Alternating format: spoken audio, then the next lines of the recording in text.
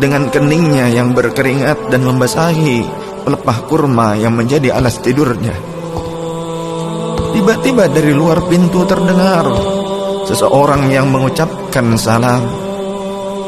Assalamualaikum, bolehkah saya masuk? Lalu Fatimah membuka pintu seraya berkata, Waalaikumsalam, maafkanlah aku, ayahku sedang demam. Lantas Fatimah membalikan badan dan menutup pintu. Rasulullah sallallahu alaihi wasallam mendengar jawaban Fatimah. Seraya beliau bertanya, siapakah yang datang itu, wahai putriku?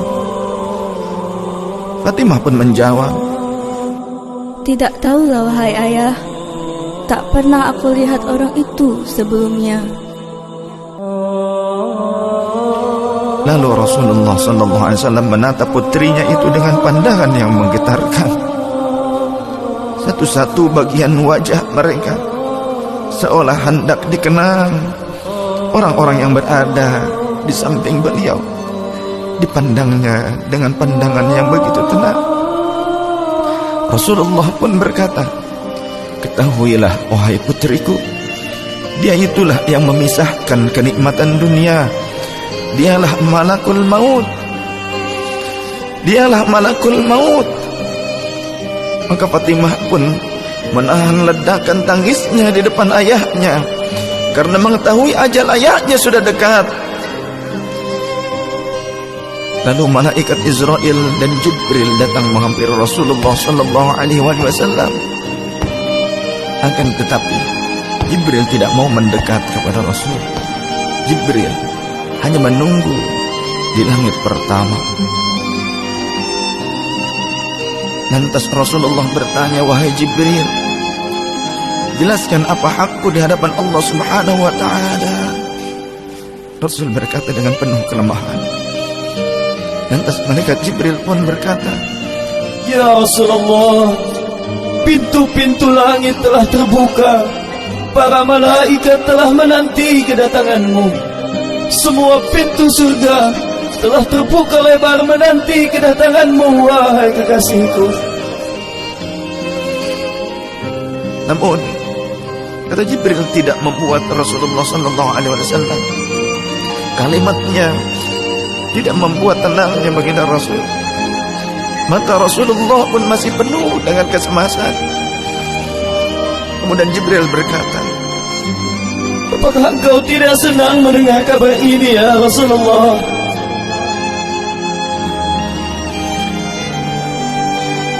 Kemudian Rasul pun berkata, kabarkan kepadaku bagaimana nasib umatku kelak, wahai Jibril.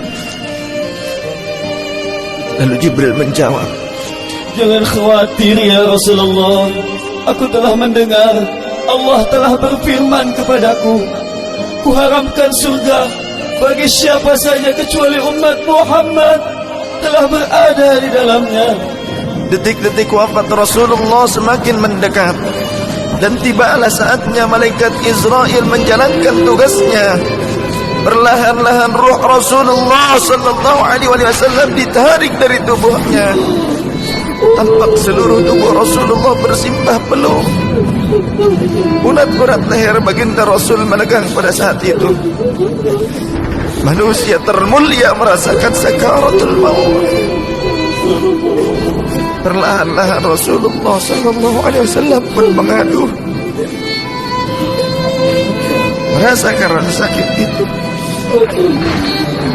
Dan Rasulullah berkata, wahai Jibril, betapa sakitnya sakaratul maut ini. Rasul berkata dengan begitu lirih.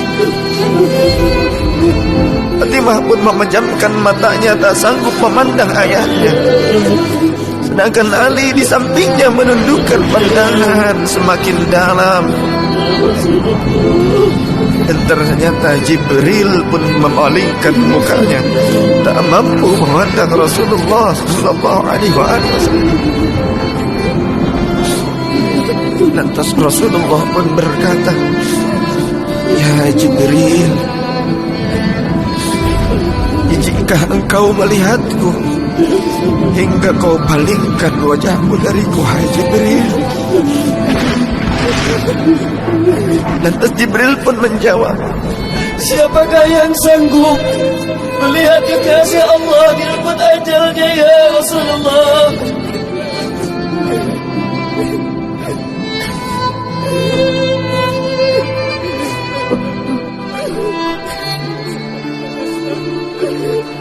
Sesaat kemudian terdengar Rasulullah sallallahu alaihi wasallam membekik karena rasa sakit yang tak tertahankan lagi. Lalu Rasul pun berkata, ya Allah, dahsyatnya sakaratul maut ini ya Rabb. Timpakan seluruh siksa maut ini kepadaku atas umatku, jangan pada umatku ya Allah.